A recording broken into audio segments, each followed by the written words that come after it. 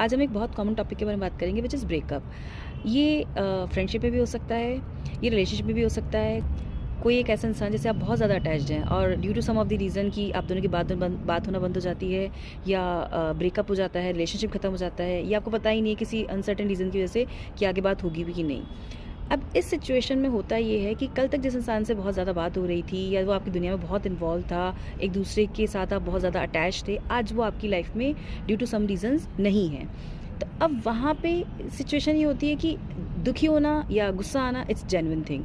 तो सिचुएशन ये हो जाती है कि भूख प्यास लगना बंद हो जाती है, क्योंकि दिमाग में उसी के बारे में थॉट्स आते रहते हैं, वही मेमोरीज आती रहती हैं। तो भूख प्यास नहीं लगती है, काम करने का मन नहीं होता है, प्रोक्रेस्टिनेशन करते रहते हैं हम, और हेल्थ की तो धज्जियाँ उड़ जाती है। बेसिकली यहाँ पे दो तरह की एनर्जी रिलीज़ हो रही होती है उस वक्त। या तो वो गुस्से की हो सकती है कि उसने मेरे साथ ऐसा कैसे कर दिया, या फिर वो हो सकती है एक सैडनेस की कि उसने ऐसा कैसे कर दिया। तो ये दोनों ही चीज़ें, दोनों ही एनर्जी, उनको इस वक्त जो ज़रूरत है वो है चैनलाइज करने की।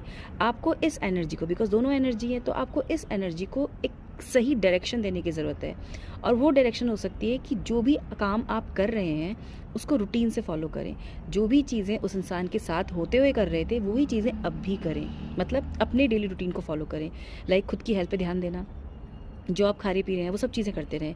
जो आपका काम है, जो आपकी जॉब है, जो आपका बिजनेस है, उस काम को कंटिन्यू करते रहें। This is the foremost thing. अब आप कहेंगे कि इंसान को दुख है, इंसान को तकलीफ है, और आप कह रहे हैं काम करते रहें, तो हाउ इज़ इट पॉसिबल?